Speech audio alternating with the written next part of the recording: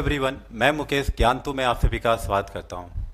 तो दोस्तों, last class में हम लोग सेल के बारे में पढ़े थे कि सेल क्या होती है, यानी कोशिका क्या होती है, कोशिका की खोज किसने किया और कोशिका सिद्धांत किसने दिया और क्या है कोशिका सिद्धांत, ये हमने डिटेल से पढ़ा। और उसके बाद ओवरऑल मतलब सबसे बड़ी कोशिका क्या होती है, सबसे छोटी कोशिका क्या होती है, सबसे लंबी कोशिका क्या होती है। तो अगर आप लोग चैनल में नए हैं तो पहले आप लोग फर्स्ट उस वीडियो को जरूर देखिएगा, उसके बाद इस क्लास के वीडियो को देखिएगा, क्योंकि वहाँ आप डिटेल से पढ़ेंगे, उसके बाद ये समझ में आएगा। ठीक है, तो आज के क्लास में हम लोग कोशिका के कौन कौन से अंग होते हैं, पार्ट्स ऑफ सेल, उसको डिटेल से जानेंगे। और यहाँ से अक्सर एग्जाम में आपके क्वेश्चन पूछी जाती है। तो चलिए शुरू करते हैं। देखिए, ये एक सेल है, कोशिका के महत्वपूर्ण अंग पार्ट्स ऑफ सेल के अंतर्गत ये एक सेल है और इसमें अलग अलग पार्ट्स के बारे में दिया गया है। सेल वॉल है, ये माइटोकॉन्ड्रिया, लार्ज वैक्यूल है, साइटोप्लाज्म, सेल मेम्ब्रेन, क्लोरोप्लास्ट और न्यूक्लियस। ये आपके कुछ महत्वपूर्ण आपके कोशिका के अंग है। इसी को हम लोग डिटेल से 1 बाय 1 पढ़ेंगे। चलिए,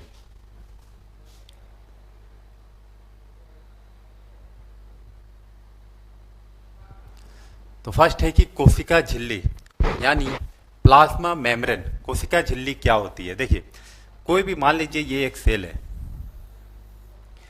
ये एक सेल है, तो कोशिका झिल्ली जो है, इसके अंदर, सेल के अंदर जो अंदरूनी जो ये परत होती है, इसी को झिल्ली कहते हैं, मेम्ब्रेन कहते हैं। और इसी के अंदर सारे कोशिका के अन्य महत्वपूर्ण अंग जो भी पार्ट्स हैं कोशिका के, जैसे माइटोकॉन्ड्रिया है, लाइसोसोम है, तो सारे पार्ट्स इसी के अंदर, इस झिल्ली के अंदर रहेंगे।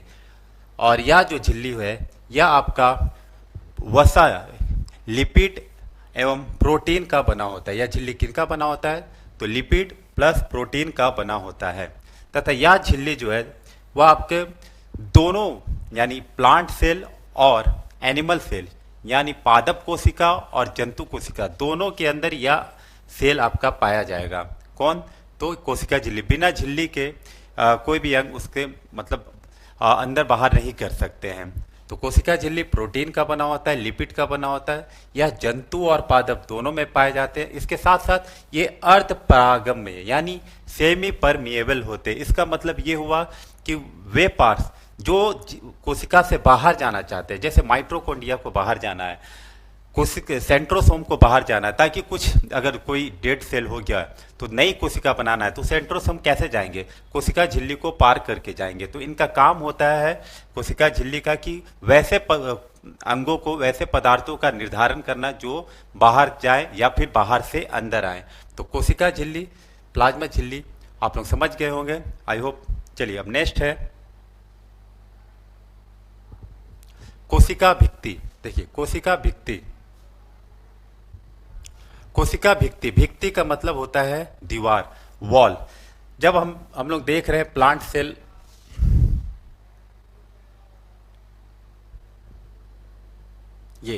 ये अभी मैंने बताया कि अंदरूनी भाग जो है,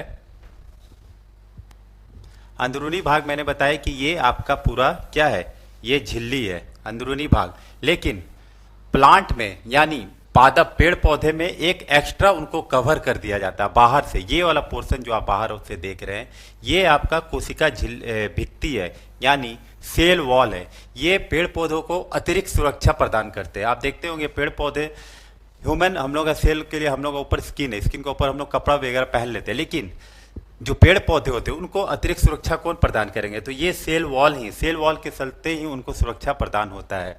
तो यह सेल कोशिका भित्ति किसमें पाए जाएंगे? सिर्फ और सिर्फ प्लांट सेल के अंदर आपका सेल वॉल या कोशिका भित्ति पाया जाता है। यह आपको ध्यान रखना है। और यह किनका बना होता है? तो यह कोशिका भित्ति जो होती है यह सेलुलोज की बनी होती है। सेलुलोज प्लांट में पाया जाता है, ठीक है। तो सेलुलोज किस में पाया जाता है? प्लांट में। और यह इन्हीं की सेलुलोज की बनी होती है। जीवाणु यानी बैक्टीरिया जो कि एक प्लांट है, नीलहरी शैवाल, ठीक है, ब्लू एल्गी, ये सारे क्या है, ग्रीन ब्लू एल्गी, ये सारे क्या है, प्लांट है। जीवाणु, बैक्टीरिया ये नहीं समझिएगा कि ये जीव है, यह एक प्लांट है, सॉरी पादप है, प्लांट है।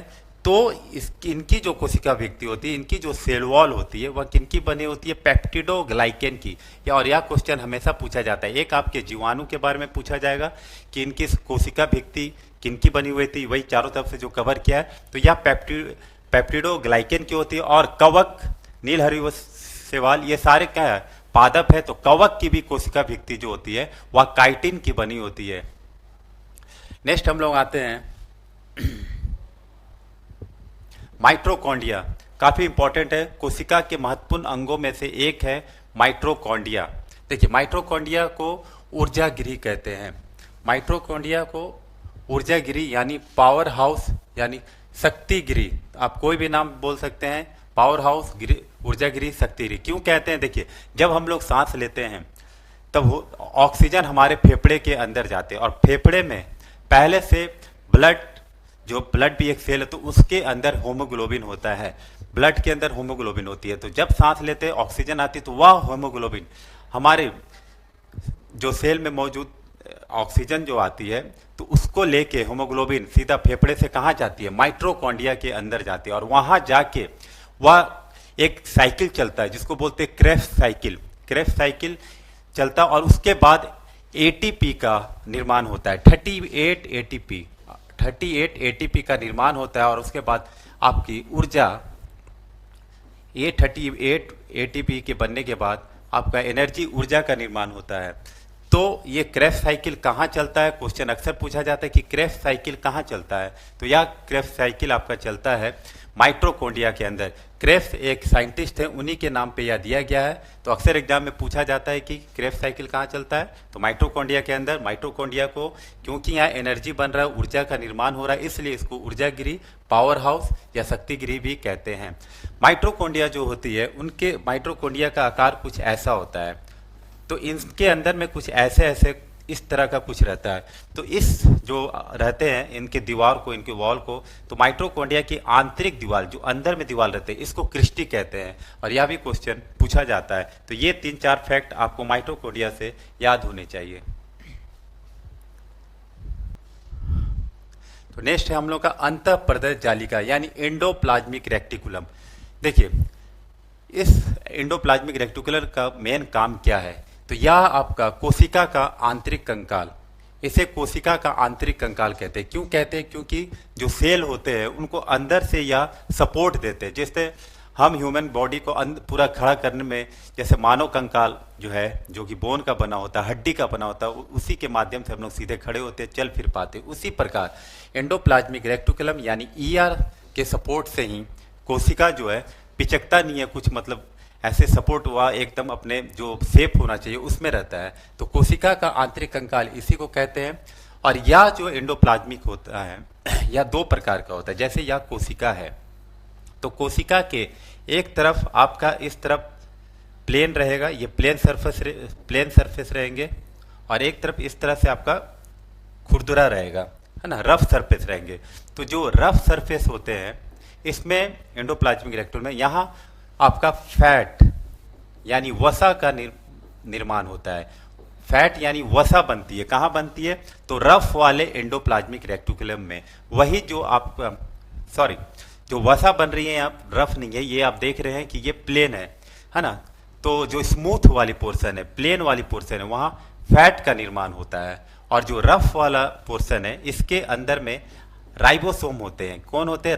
रफ वाले पोर्शन के अंदर राइबोसोम होते हैं। और वह छोटे छोटे दाने, एकदम बहुत ही छोटे छोटे दाने रहेंगे, जो आपको नेकेड आई से नहीं दिखेगा। तो इस राइबोसोम जो होते हैं, ये प्रोटीन बनाते हैं। जो रफ छोटे छोटे दिखते हैं राइबोसोम होते हैं, और उनके अंदर प्रोटीन का निर्माण होता है। तो रफ जो होता है,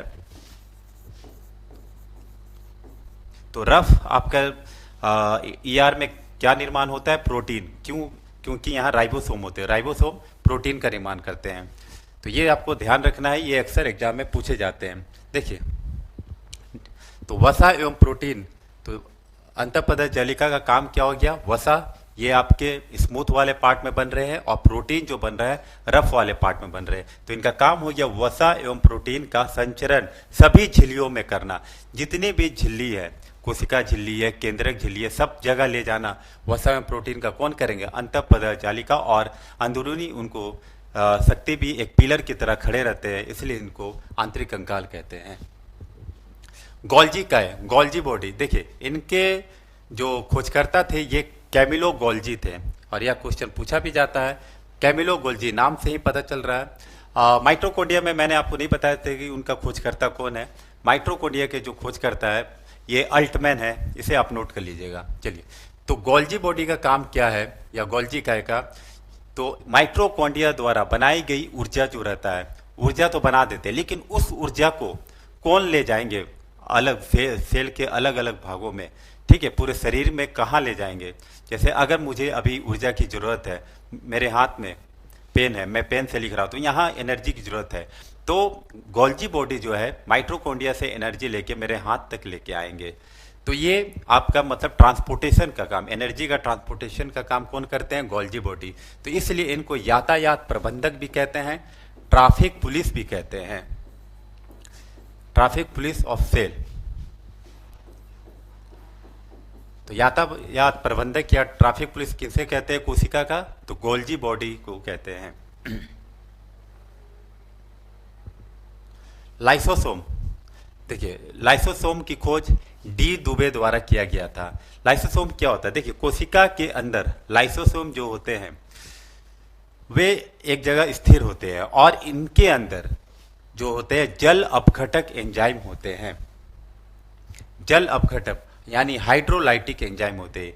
ये एंजाइम क्या करते हैं, लाइसोसोम का जो काम है, वे कोशिका के दूसरे अंगों को देखते हैं कि जब वे काम ठीक से नहीं कर रहे हैं, यानी कोशिका का कोई अंग अगर ठीक से काम नहीं कर रहा, तो ये उसका क्या करते हैं, उसको अपना जो हाइड्रोलाइटिक एंजाइम है उसका छिड़काव करके उसको डेथ कर देते हैं, उनको मार देते हैं, ताकि उनका ठीक से पाचन हो सके। तो लाइसोसोम क्या करते हैं कि पाचन का भी, तो क्वेश्चन आता है कोशिका के अंदर पाचन का काम कौन करता है, तो लाइसोसोम करते हैं। कैसे करते हैं, क्योंकि इनके अंदर जल अपघटक एंजाइम होता है।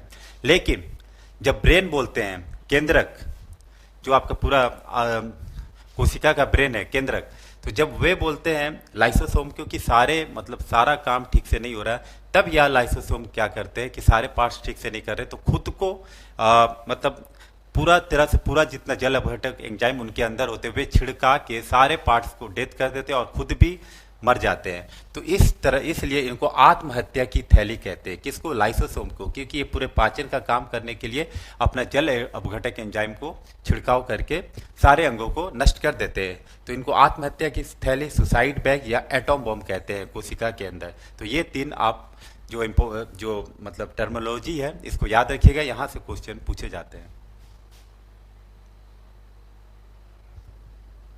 तारकाय, तारकाय को इंग्लिश में सेंट्रोसोम कहते हैं। तारकाय का मेन काम होता है कोशिका के अंदर कोशिका का विभाजन करना।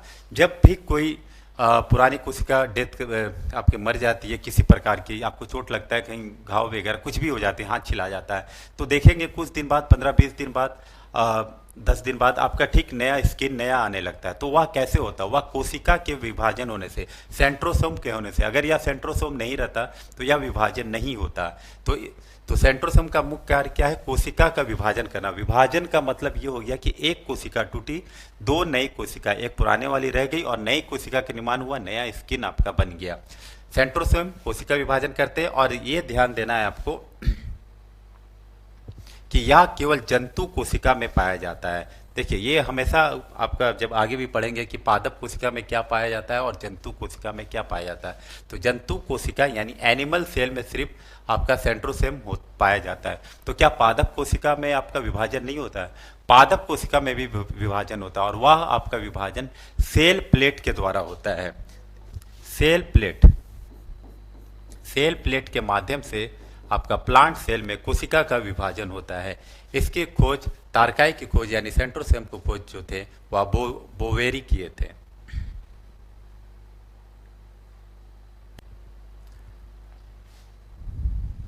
रसस्थानी वैक्यूल्स, देखिए रसस्थानी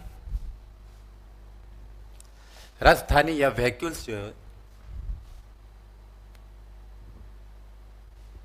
रसस्थानी या जो वैक्यूल्स जो होते हैं, ये इनका मेन काम है कोशिका के अंदर जल को स्टोर रखना, यानी पानी को संचित करके एक जगह रखना। देखिए हमारे बॉडी जो है, हमारा बॉडी, इसका 60, पूरे बॉडी में 65% जो है वह पानी होता है।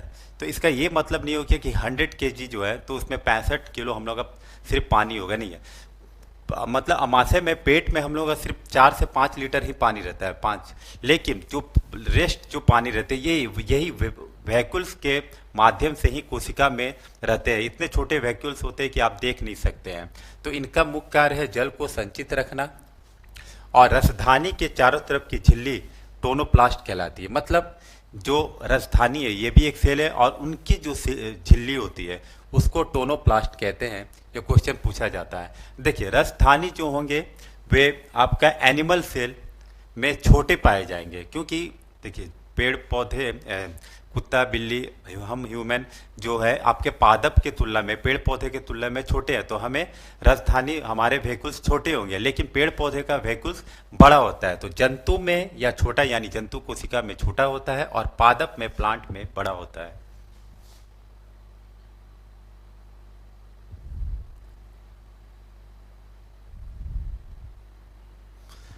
केंद्रक सबसे इंपॉर्टेंट है आपका केंद्रक। देखिए केंद्रक यानी न्यूक्लियस, पूरे कोशिका के बीच में, अगर ये आपका पूरा कोशिका है तो ये सेंटर में कौन सा अंग होता है? न्यूक्लियस होता है। न्यूक्लियस मेन होता है पूरे कोशिका का, जो आपका मुख्य अंग होता है वह न्यूक्लियस होता है। और यही न्यूक्लियस सभी को आदेश देते हैं। यहाँ आपका माइटोकॉन्ड्रिया है, यहाँ गोल्जी बॉडी है, तो जितने भी आपके पार्ट्स है आपके कोशिका के, तो न्यूक्लियस ही सबको आदेश देंगे कि आपको ये काम करना। माइटोकॉन्ड्रिया तुम ऊर्जा बनाओ, लाइसोसोम तुम जाके हाइड्रोलाइटिक एंजाइम का छिड़काव करो, सेंट्रोसोम तुम जाके कोशिका विभाजन करो। तो न्यूक्लियस क्या होते हैं? न्यूक्लियस मेन पार्ट होते हैं, और ये पूरे कोशिका का दिमाग इन्हीं को कहते थे।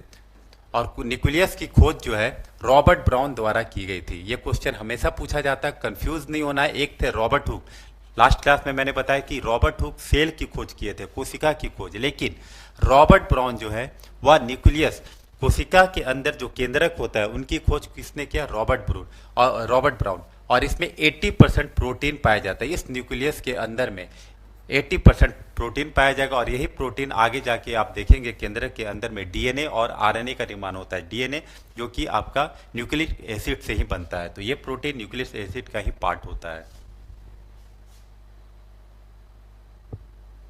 जीवद्रव यानी प्रोटोप्लाज्मा क्या होता है? जीवद्रव, देखिए जीवद्रव जो होता है ये आपका कोशिका है और ये आपका केंद्रक है, न्यूक्लियस है। तो कोशिका के अंदर ये अलग अलग पार्ट्स होते हैं। तो कोशिका के अंदर पार्ट, सारे अंग एक दूसरे से टकराए नहीं, एक दूसरे से मतलब उनके टकराव नहीं हो, तो इसलिए इनके अंदर ऐसे आपके लिक्विड भर दिए जाते हैं कोशिका के अंदर, ताकि इनका अंग एक दूसरे से बच सके। और उसी प्रकार का ठीक आपका न्यूक्लियस के अंदर भी ऐसे ऐसे भर दिए जाते हैं। तो जो लिक्विड कोशिका के अंदर भरे जाते हैं प्रमुख अंगों को बचाने के लिए, तो उनको कहते हैं उनको कहते हैं साइटोप्लाज्म, क्योंकि सेल का जो मैंने बताया था बायोलॉजिकल नेम होता है साइटो। तो कोशिका के अंदर के आपके साइटोप्लाज्म होता है, जो लिक्विड होता है वह साइटोप्लाज्म होता है, और जो केंद्रक जो होते हैं इनके अंदर जो होते हैं न्यूक्लियोप्लाज्म होते हैं। तो न्यूक्लियोप्लाज्म, तो जीव द्रव क्या होते हैं? कोशिका द्रव, यानी ये आपका कोशिका द्रव प्लस केंद्रक द्रव को मिलाने से जीव द्रव का निर्माण होता है। अगर यह जीव द्रव नहीं रहेंगे तो कोशिका जो है हमारी पिचक जाएगी। तो इसलिए कोशिका के जीवन का भौतिक आधार किनको कहा गया है? आपको जीवद्रव का। और किसने कहा है? तो यह हेक्सले नामक एक वैज्ञानिक थे, उन्होंने बताया कि जो जीवद्रव है वह आपका जीवन का भौतिक आधार है। इसके खोजकर्ता थे आपके पुरकिंजे। तो ये दो क्वेश्चन पूछे जाते हैं इनके खोजकर्ता पुरकिंजे, और भौतिक आधार किसने कहा है जीवद्रव को? हेक्सले। और जीवद्रव क्या होता है? तो आपका cytoplasm plus nucleoplasm equal to protoplasm. जीवद्रव को प्रोटोप्लाज्म भी कहते हैं। चलिए,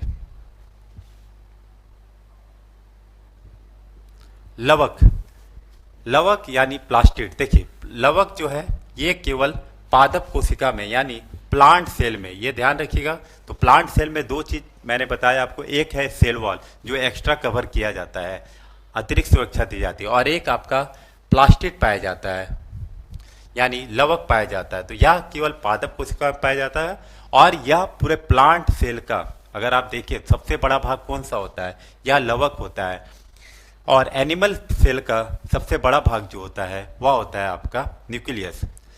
तो पादपों का सबसे बड़ा भाग ये आपका लवक होता है। ये लवक देखिए, ये लवक का मेन काम क्या है? ये लवक का मेन काम है पौधों में भोजन का भंडार करना, भोजन बनाना, तथा फल फूल जो है इनको रंग प्रदान करना, पत्तियों को रंग प्रदान करना। तो ये लवक के बारे में जान लेते हैं कि ये लवक जो होते हैं ये 3 प्रकार के होते हैं। लवक जो होते हैं 3 प्रकार के होते हैं।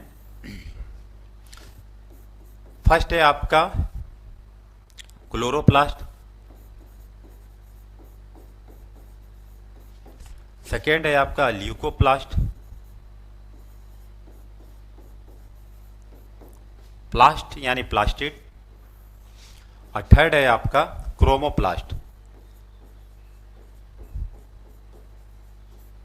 देखिए, तो यहां से क्वेश्चन आ जाते हैं। जो क्लोरोप्लास्ट जो लवक का भाग होते हैं, ये इनका काम मेन रहता है आपका भोजन बनाना, और पेड़ पौधे के लिए भोजन बनाना, और पत्तियों का हरा रंग इन्हीं के। तो ये पाए जाएंगे आपका पत्ती,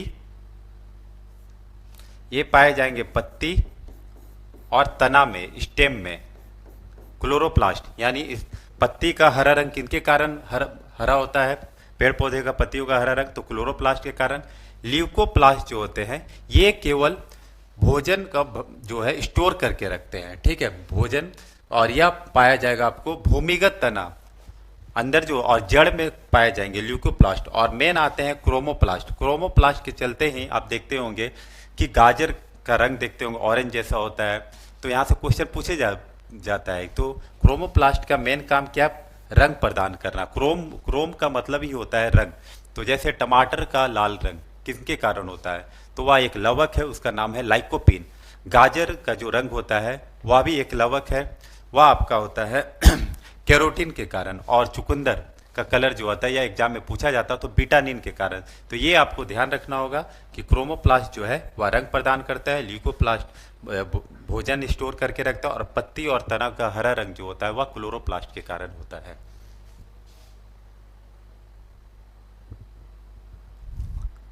तो ये आपके कोशिका के महत्वपूर्ण अंग थे। आई होप इतना आप लोगों को क्लियर हो गया होगा। किसी प्रकार का डाउट हो तो आप लोग कमेंट कीजिएगा। मिलते हैं नेक्स्ट क्लास।